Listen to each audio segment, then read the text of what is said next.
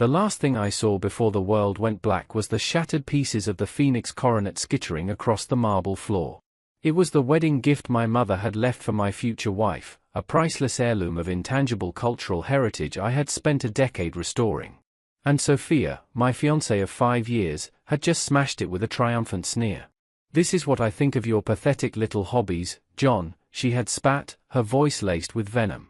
"I'm marrying a real man, someone with power. Ryan is waiting for me." She turned and walked away, leaving me bleeding on the floor of the gallery, surrounded by the ruins of my life's work. 3 years.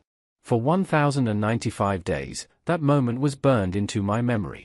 I had lost everything, my fiancé, my reputation, and the will to create. I retreated to a small, forgotten town in the countryside, taking a job as a simple caretaker for an old, dilapidated estate. I expected to fade into obscurity, a broken man haunted by ghosts. Then, they came for me.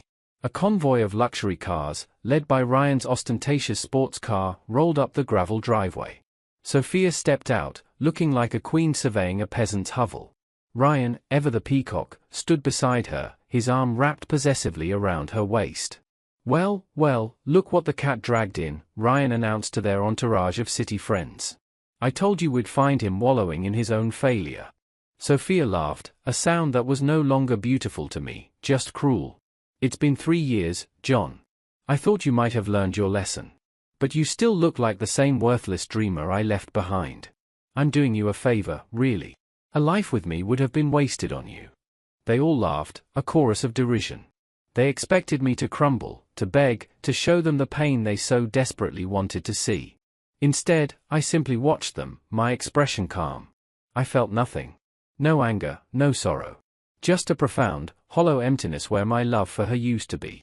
As their laughter died down, a new voice, elegant and commanding, echoed from the porch of the main house. "Is there a problem here?" Deborah emerged, her presence instantly silencing the crowd.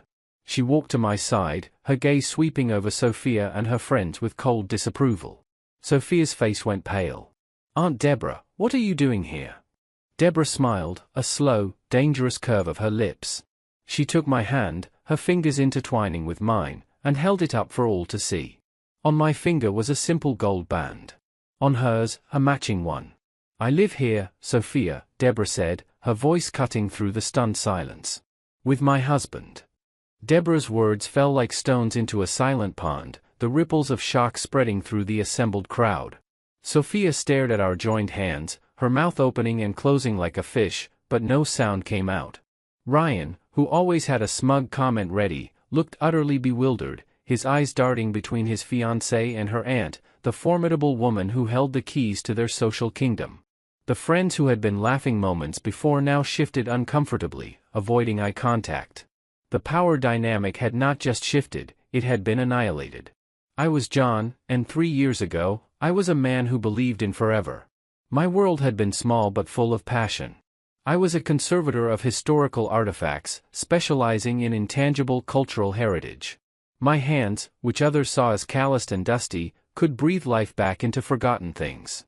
I could mend broken pottery, restring ancient instruments, and restore faded textiles. My greatest project, the one I had poured my soul into for 10 years, was a phoenix coronet from a forgotten dynasty. It was more than just gold and jewels, it was a story, a piece of history, and the last gift my mother left me before she passed away. She had placed it in my hands when I was just a boy and said, "One day, John, you will give this to the woman who sees the beauty in the things others overlook." That woman, I thought, was Sophia. We met in college. She was bright, ambitious, and seemed fascinated by my world, so different from her own sphere of business and high society. She would visit my workshop, her eyes wide with what I mistook for wonder as I explained the delicate process of restoration. I saw her as my muse, the modern beauty who appreciated the value of the past. When I proposed, I did it in the gallery where the nearly completed coronet was displayed. I told her my mother's story, and with tears in her eyes, she said yes. I was the happiest man alive. But my love had been a blindfold. I failed to see that Sophia didn't see beauty, she saw assets. She didn't see history, she saw irrelevance. My passion was, to her, a pathetic little hobby. The art world I inhabited was, in her eyes, a dead end with no financial prestige. She began to spend more time with Ryan, a man who embodied everything she truly valued. He was the heir to a tech fortune, a man who measured success in stock prices and luxury acquisitions. He was loud, arrogant, and looked at me with open disdain, often calling me the museum piece. The day it all ended was the day of the gallery's grand reopening, where the Phoenix coronet was the main exhibit. It was also the day before our wedding. Sophia arrived with Ryan, not to support me, but to deliver her verdict. She told me she was leaving me. When I pleaded, asking her what had happened to the woman who loved my world, she laughed. "I grew up, John. This," she said, gesturing to my life's work, "is a fantasy. Ryan offers me the real world." In a fit of cruel, calculated rage, she picked up a heavy award from a nearby pedestal and brought it down on the glass case housing the coronet. The sound of shattering glass was the sound of my heart breaking. She didn't just leave me, she destroyed the most precious piece of my past before walking out to her new future. That was the last I saw of her until this very moment. Now, standing beside Deborah, I was a different man. The 3 years in the countryside had not been a period of wallowing, but of quiet, painful reconstruction. The estate I was hired to care for belonged to Deborah. She had inherited it but had little time for its upkeep. When I first arrived, I was a shell. I did my duties mechanically, the silence of the vast, empty house a reflection of my own inner void. Deborah was Sophia's aunt, but they were worlds apart. Where Sophia was all sharp edges and brittle ambition, Deborah possessed a quiet, unshakable strength. She was a renowned historian and philanthropist, a woman who had built her own legacy separate from her family's wealth. She valued substance over style, depth over surface. She would visit the estate occasionally to escape the city. During one of her visits, she found me in the old library, surrounded by books on metallurgy and filigree art, trying to sketch the coronet from memory, an exercise in pure self-torture. She didn't offer pity. Instead, she asked questions. She asked about the techniques, the history, the story behind the piece. For the first time in years, someone saw me, not as a failure or a handyman, but as the artisan I once was. She saw the passion Sophia had tried to extinguish. Over time, her visits became more frequent. We would talk for hours, walking through the overgrown gardens as I explained my plans to restore them, or sitting by the fire as she spoke of her travels and the historical sites she was working to preserve. She saw the broken pieces of my spirit and, unlike Sophia, she didn't see them as worthless. She saw the potential for them to be put back together into something stronger. She encouraged me to build a new workshop in one of the estate's old barns. She funded my first new project, the restoration of the estate's entire collection of antique furniture. She didn't see it as a hobby, she saw it as a worthy profession. Our relationship grew slowly, organically, like one of the ancient trees on her property. It wasn't a fiery passion, but a deep, grounding connection. It was a meeting of two minds who understood that the most valuable things in life are often the ones that take time to build and care for.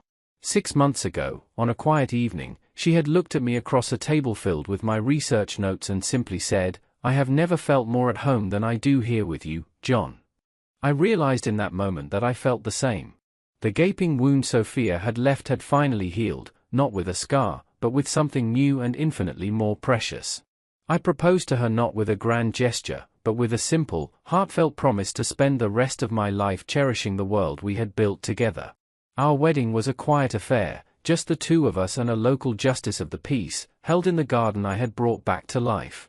And now, Sophia stood before us, the architect of my past pain, face to face with the woman who had become my future. Her shock was slowly curdling into a dark, ugly rage. This was not the script she had written. In her story, I was the tragic footnote to her glorious ascent. I was supposed to be broken, begging for her, proving that leaving me was the right choice. But by standing here, married to her aunt, I had not only recovered, I had rewritten the entire story, casting her as the fool. Deborah squeezed my hand, a silent signal of support. "Sophia," she said again, her voice calm but leaving no room for argument. "You and your friends are trespassing. I suggest you leave. Now." Ryan, finally finding his voice, tried to assert himself. "Now, hold on, Deborah. We just came to see an old friend. There's no need to be hostile." I spoke for the first time, my voice steady. "We were never friends, Ryan. And you," I said, my eyes locking onto Sophia's, "are no longer welcome in my life. My wife has asked you to leave." The word "wife" hit her like a physical blow. The color drained from her face, replaced by a burning, impotent fury. She had come here expecting to be the star of the show, to gloat over my demise. Instead, she had been reduced to a mere spectator in the triumphant story of my new life. Without another word, she turned on her heel and stormed back to the car, her perfect facade finally crumbling. Ryan and their friends scurried after her like chastened children. As the convoy of expensive cars kicked up dust and sped away, Deborah turned to me, a soft smile playing on her lips. "Well," she said. "That was rather satisfying." I smiled back, a genuine, happy smile, and for the first time in 3 years, I felt truly, completely free. The dust settled in the driveway, leaving behind a profound silence.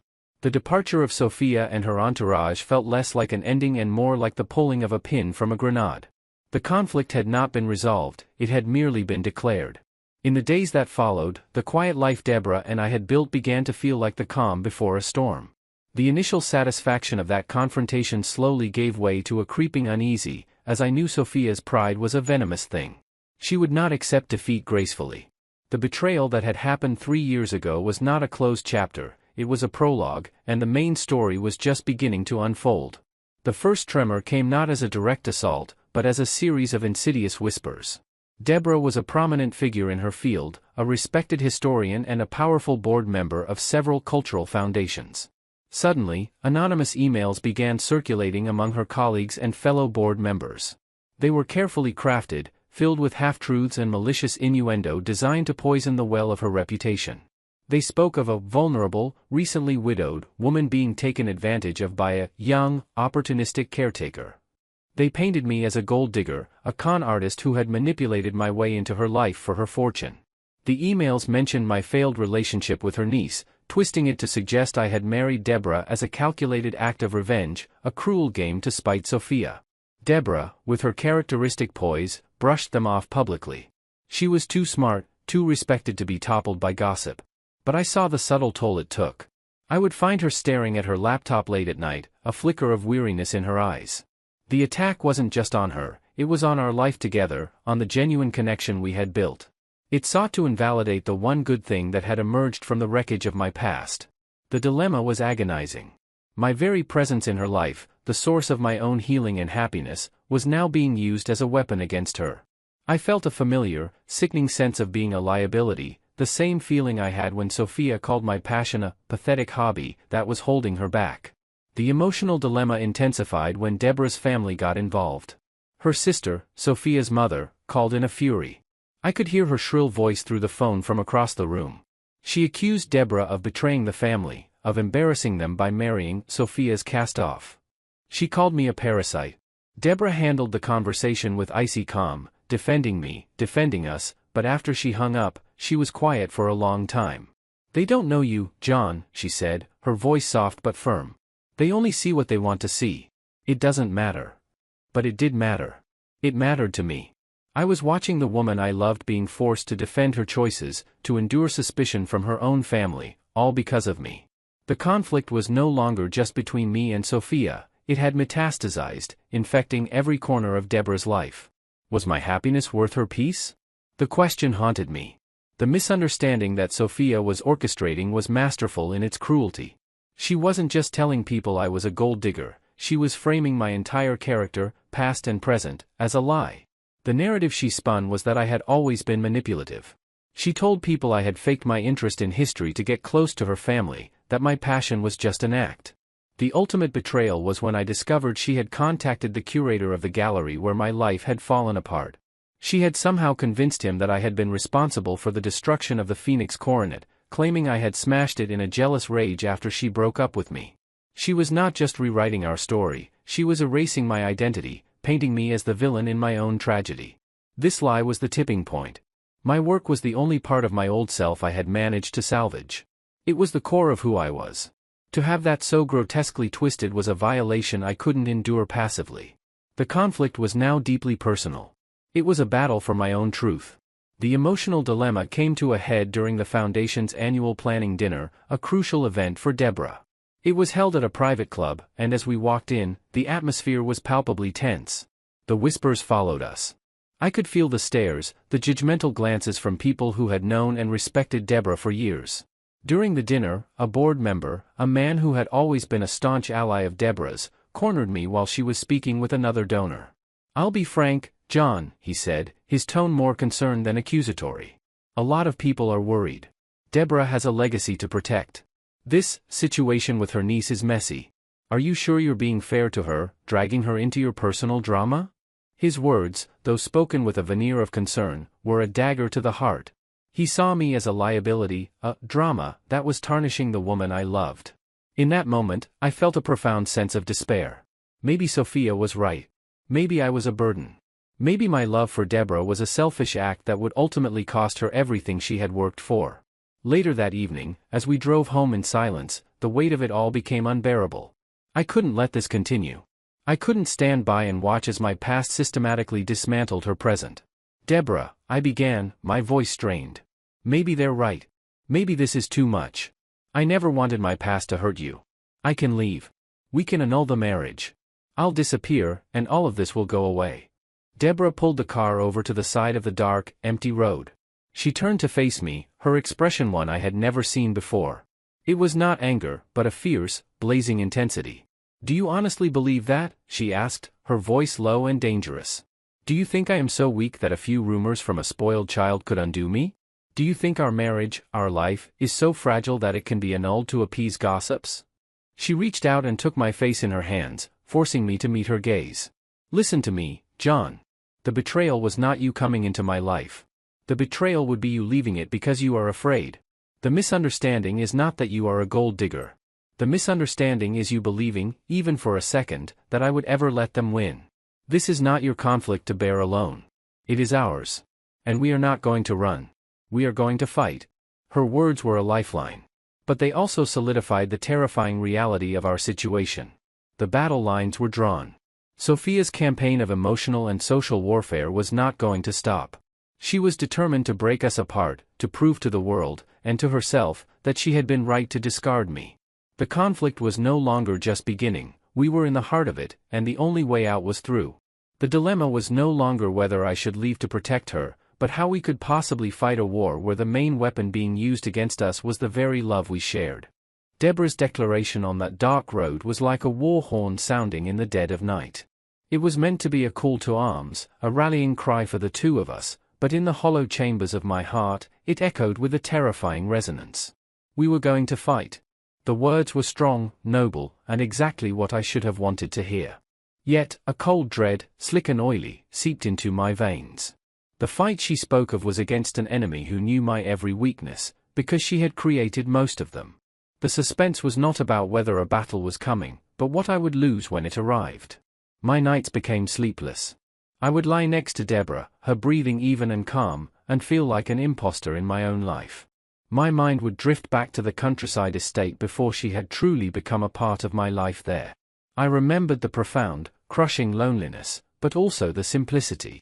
My pain was my own then, a private, contained ache. Now, my past was a contagion, and I had willingly brought it into the sanctuary of the woman I loved. Every time she defended me, every time she dismissed a rumor with a wave of her hand, I felt a pang of guilt so sharp it was like a physical blow. Her strength became a mirror reflecting my own perceived weakness. She was a fortress, and I felt like the Trojan horse that had been wheeled inside her gates, filled with the soldiers of my past. My emotional struggle was a silent, internal war. Outwardly, I followed her lead. I stood by her side at functions, my face a mask of calm composure. I smiled, I shook hands, I played the part of the devoted husband. But inside, I was unraveling. Every whispered conversation in a crowded room felt like it was about me. Every sympathetic glance from one of Deborah's old friends felt like a judgment. I started to feel a paranoia that was eerily familiar. It was the same feeling I had in the final months with Sophia, when I knew something was wrong, when her affections were cooling and her excuses were becoming more frequent. I was once again the man on the outside, the one who didn't quite belong, the one whose presence was a problem to be managed. The The suspense was a constant, low hum in the background of my life. What would Sophia do next? Her attacks had been indirect so far, a campaign of whispers and lies. But I knew her. I knew her theatrical cruelty. This was just the opening act. I found myself watching Deborah, constantly gauging her reactions, searching for any sign that the pressure was getting to her. Was that a new line of stress around her eyes? Was her smile a little tighter today? My love was curdling into a constant state of anxiety. I was so terrified of being the cause of her pain that I was suffocating in my own. This internal turmoil began to bleed into my work. The workshop, once my sanctuary, now felt like a cage. I would pick up a piece of broken porcelain, my hands steady from years of practice, but my mind would be elsewhere. I'd see Sophia's sneer as she smashed the coronet.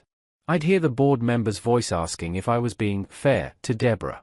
My hands, the tools of my trade and the source of my pride, would begin to tremble.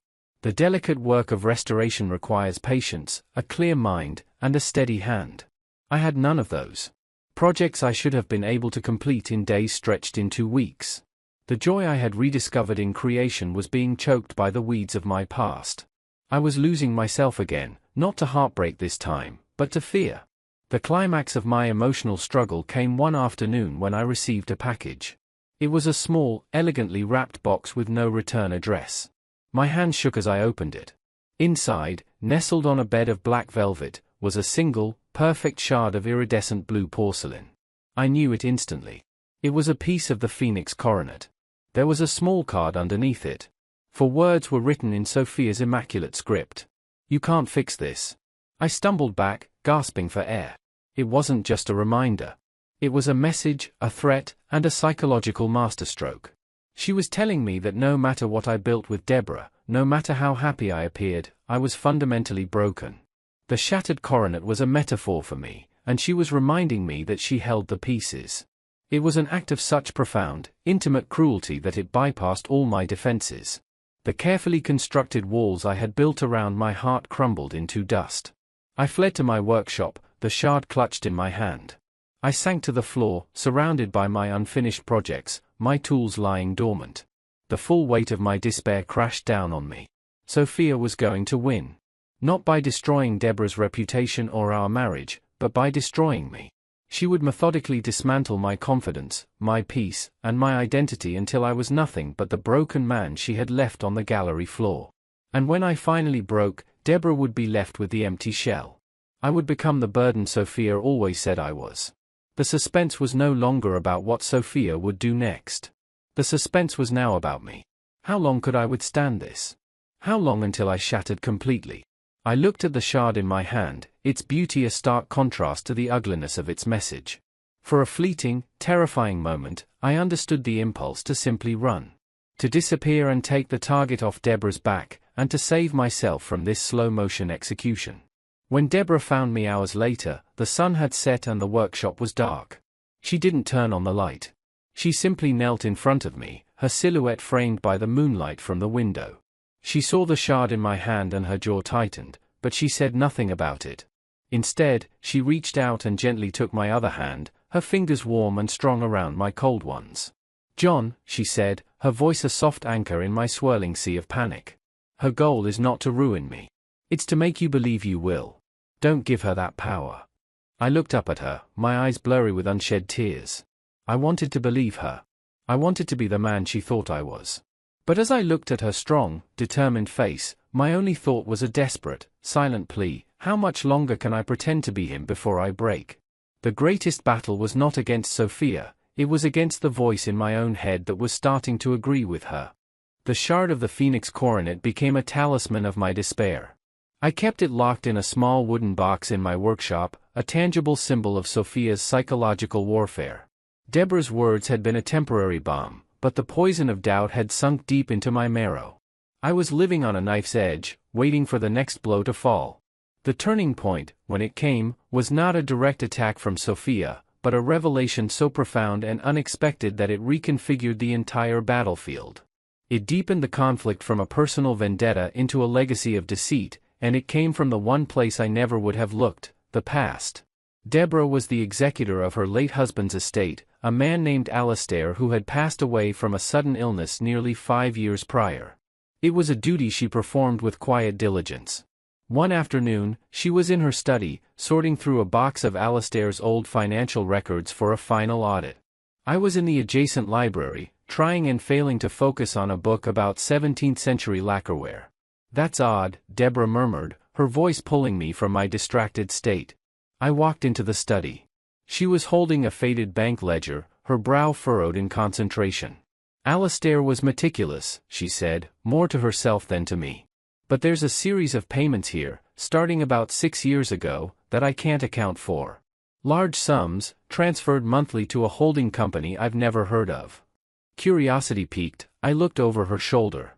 The name of the holding company was innocuous, Ryland Development Group. It meant nothing to me. Deborah, however, was already typing furiously on her laptop. As a historian, she was a master researcher, able to connect disparate threads of information with breathtaking speed. Ryland Development, she mused. The name sounds familiar. A few moments later, she gasped. She pointed to the screen. It was an old news article about a new tech startup. The founder and CEO of Ryland Development Group was a man I recognized instantly from Sophia's social media posts and the society pages, Ryan's father. The air in the room grew thick. Why would Alastair be making secret payments to Ryan's father's company? I asked, the question hanging heavy between us. "He wasn't just making payments," Deborah said, her voice grim as she cross-referenced dates in the ledger with her own records. "These transfers, they match, almost to the day, the initial seed money and subsequent funding rounds for Ryan's own tech company. The one he's so proud of." The implication was staggering. The foundation of Ryan's success, the very source of the wealth and status that had lured Sophia away from me, was not built on his own genius or his family's legitimate fortune. It was built on secret money from Deborah's late husband. But why? The answer came in another file. It was a thin folder containing a signed non-disclosure agreement between Alastair and Ryan's father. Attached to it was a single, damning document, a medical report. The patient's name was blacked out, but the diagnosis was clear. It was a rare, aggressive form of early-onset dementia. The date on the report was from just before the payments began. Deborah sank back into her chair, her face ashen. "Alastair," she whispered. "He knew. He knew he was getting sick long before he told me." The pieces clicked into place with sickening clarity. Alastair, a proud and brilliant man, had discovered his diagnosis and, instead of confiding in his wife, had made a deal with the devil. He had funneled a fortune to Ryan's father. It was hush money. But what was he hiding? What secret was so devastating that he would pay millions to conceal it, even as his own mind was beginning to betray him? The final piece of the puzzle was not in the box of records. It was in my own memory. I thought back to the final, awful days before Sophia left me. She had become distant, cold, and obsessed with my lack of ambition. But there was something else. There was a strange, frantic energy to her, a desperation that I had mistaken for simple greed. I remembered one specific, bitter argument. I had accused her of being blinded by Ryan's money.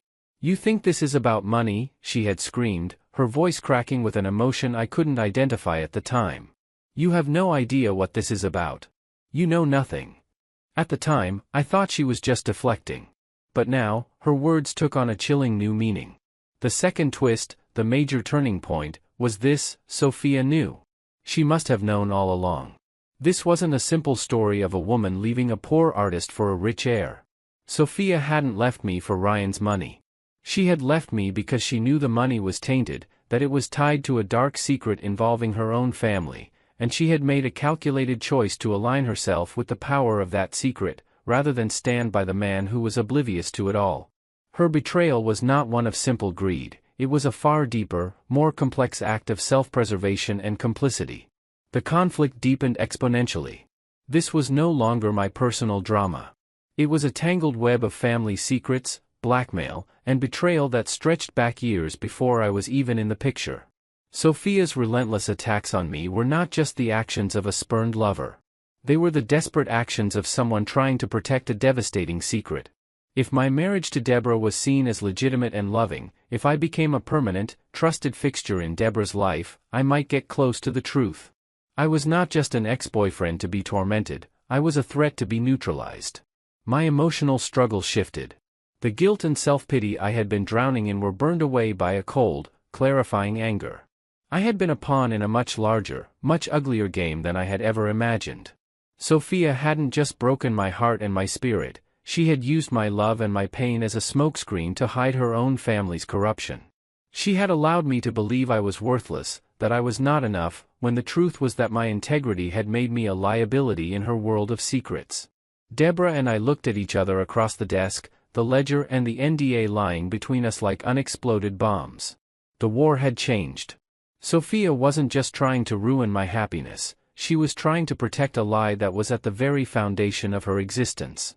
And in her desperate attempt to keep me in the dark, she had inadvertently given us the one weapon that could bring her entire world crashing down, the truth.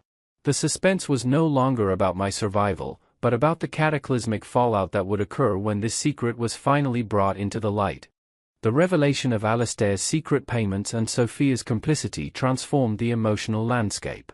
The fight was no longer about defending our marriage, it was about exposing a rot that had festered for years, poisoning everything it touched. Deborah, with a quiet, steely resolve, began to move. She didn't want a public scandal, not for Alistair's memory, but she would not allow the truth to remain buried, nor would she allow Sophia and the Ryan family to continue leveraging a dying man's secret for their own gain. The climax was not a screaming match or a physical confrontation, but a meticulously planned event where the truth would be revealed in a setting from which there was no escape, the annual benefit gala for the Alistair Munro Foundation for Historical Preservation. This year's gala was the most prestigious yet, held in the Grand Hall of the city's main museum. It was the heart of the world Deborah commanded, filled with the city's most powerful and influential figures. It was also the stage upon which Sophia and Ryan loved to perform, showcasing their status as the city's golden couple. They arrived with their usual flair, Sophia in a glittering gown, radiating a confidence that now looked to me like a desperate, brittle performance.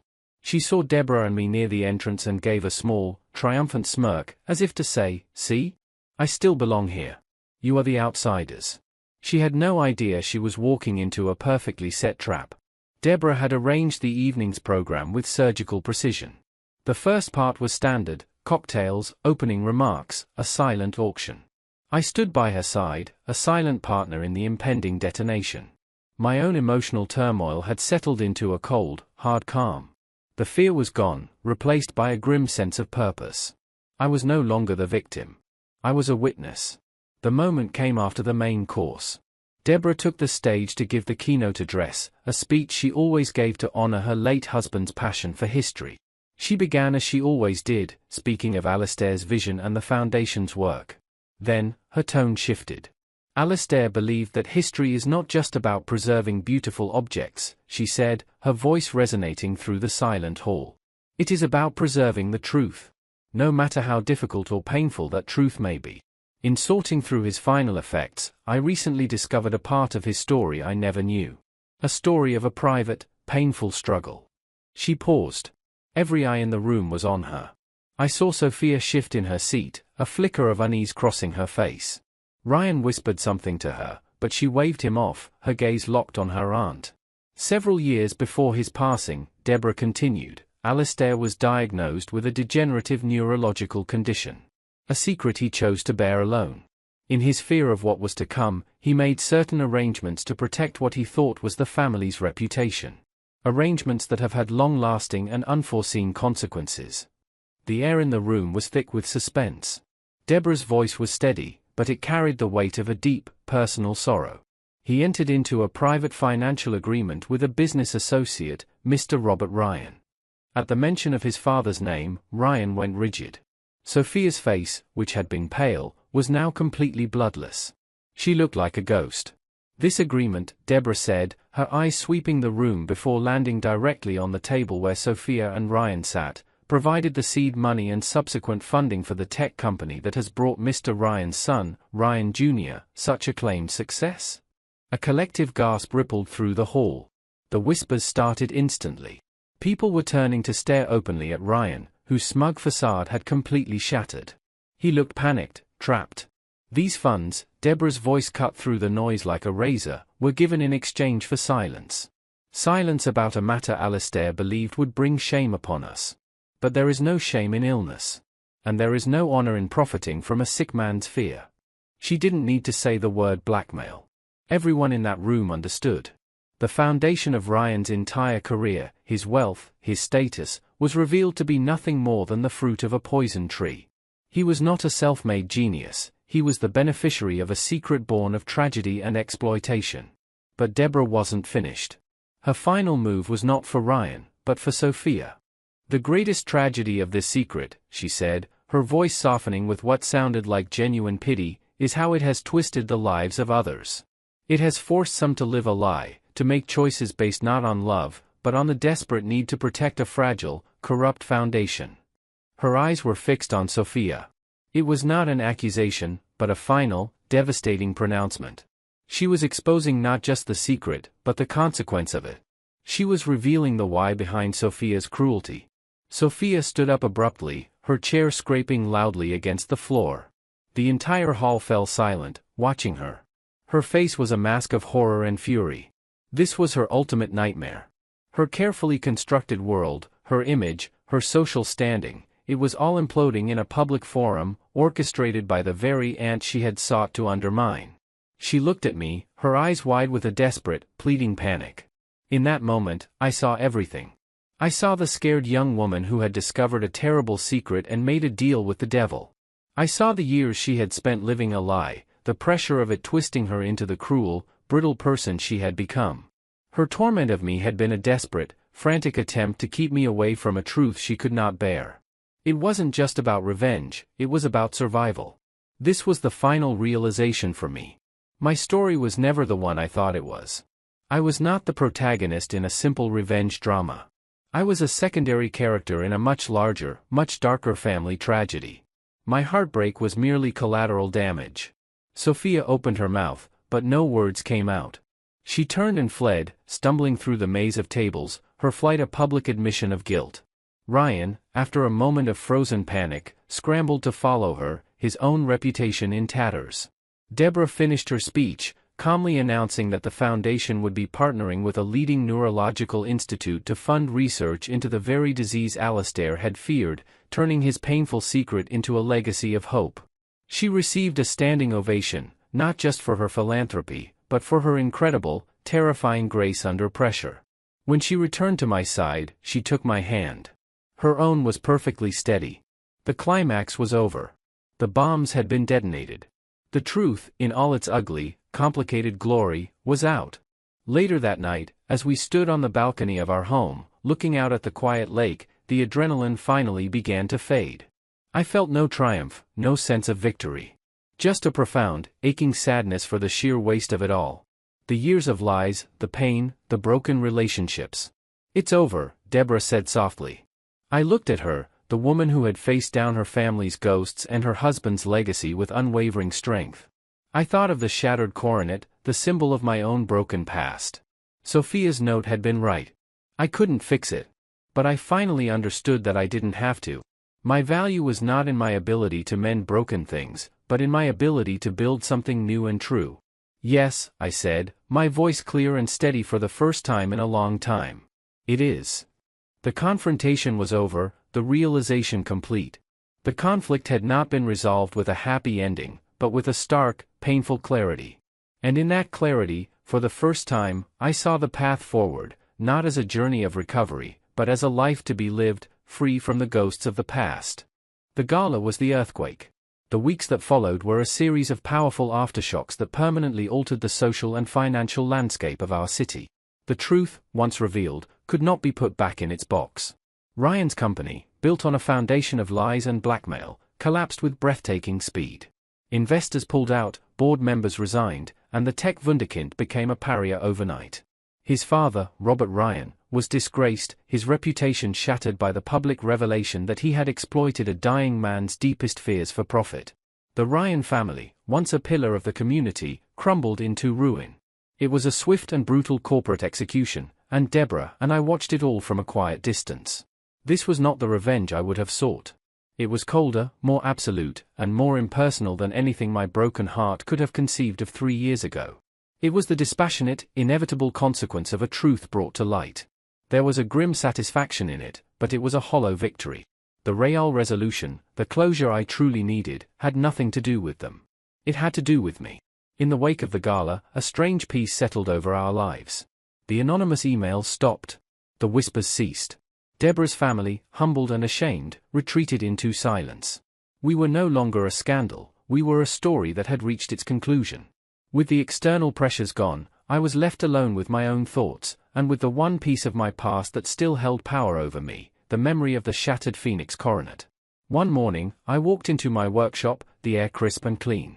For the first time in months, I felt no anxiety, no creeping dread. I felt only the quiet hum of purpose. I unlocked the small wooden box and took out the shard of blue porcelain Sophia had sent me.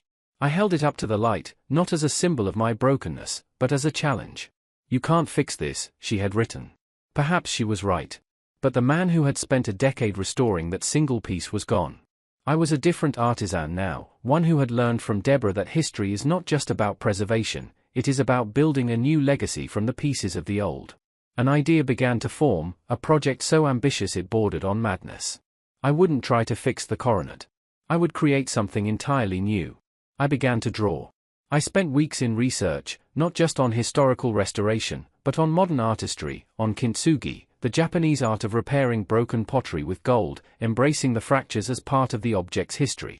I would not hide the damage Sophia had wrought. I would illuminate it. Deborah, seeing the fire back in my eyes, gave me her full support. She helped me acquire the original police report and the gallery's incident file, which allowed me to reclaim the hundreds of shattered pieces of the coronet, which had been stored away in an evidence box, forgotten. Laying them out on my workbench was a deeply emotional moment. It was like excavating my own grave. But as I began to work, sorting, cleaning, and mapping out the fragments, the pain began to transform into focus. For 6 months, the workshop was my world. I painstakingly reassembled what I could, but instead of trying to hide the seams, I filled them with veins of pure, molten gold. Where pieces were missing, I did not try to replicate the original design. Instead, I commissioned a master glassblower to create new, abstract shapes of deep blue glass that flowed between the golden cracks, connecting the historic fragments. It was no longer just a phoenix coronet. It was a sculpture, a story of shattering and rebirth. It was a testament to the fact that something could be broken and still be beautiful, perhaps even more beautiful for having been broken. 1 year after the fateful gala, Deborah and I hosted our own event. It was not a fundraiser or a society party. It was the unveiling of my work, held in a private gallery we had built on the estate grounds. We invited a small, curated group, art critics, museum curators, historians, and the few true friends who had stood by us.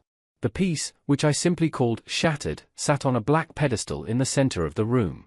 It was breathtaking. The ancient gold and jewels of the original coronet gleamed next to the modern, fluid lines of the blue glass, all of it connected by the brilliant, jagged rivers of new gold. It was history and the present, fused into one. It was a physical manifestation of my journey. The room was silent for a long moment before erupting into applause. A renowned critic declared it a masterpiece, a new benchmark in the field of restorative art. In that moment, standing beside Deborah, I felt a sense of closure so profound it was like taking my first breath after years underwater. The ultimate revenge, the most powerful ending, came a week later. I received a letter, not from Sophia, but from her lawyer. After the public humiliation and the collapse of her world, Sophia had left the country. She had been living in obscurity, a ghost of her former self. The letter stated that she had seen the news of my exhibition and the acclaim for Shattered. Enclosed was a single, notarized document. It was a confession. In it, she admitted to everything. She admitted to her complicity in the blackmail, to her calculated cruelty, and, most significantly, she admitted that she, and she alone, had destroyed the Phoenix coronet. She had sent the confession not to the police, but to me. It was her final, unconditional surrender. She was relinquishing the last lie she had used to control my narrative. She was giving me back my truth, not out of goodness, but because my success, my happiness, and my ability to turn the very weapon she used against me into a celebrated work of art was a defeat more absolute than any court could deliver. She could not bear to be the villain in a story where I had so completely become the hero. I looked at the confession in my hand. It was the final piece of the puzzle, the last ghost to be exorcised. I walked over to the fireplace where Deborah was reading a book. I didn't say a word. I simply dropped the letter into the flames. We watched together as the paper curled, blackened, and turned to ash. I didn't need her confession. I didn't need her surrender. My closure wasn't about her anymore. It was about the man I had become. It was about the woman by my side, whose love had been the gold that mended my broken pieces. It was about the knowledge that true strength isn't about never breaking, but about having the courage to rebuild. The story of John and Sophia was over. The story of John and Deborah, the artisan and the historian, the man who built a future from the ruins of his past, was just beginning. And it promised to be a masterpiece.